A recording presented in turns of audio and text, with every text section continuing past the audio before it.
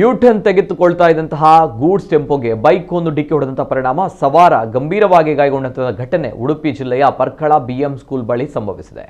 Tempo ಚಾಲಕ ಮಣಿಪಾಲದ ಕಡೆಗೆ U-turn ತೆಗೆದುಕೊಳ್ತಾ ಇರುವಾಗ ಹಿರಿಯಡ್ಕ ಕಡೆಯಿಂದ ಅತಿ ವೇಗವಾಗಿ ಬಂದ ಬೈಕ್ ಸವಾರ ಟೆಂಪೋಗೆ ಡಿಕ್ಕಿ ಹೊಡೆದಿದ್ದಾನೆ.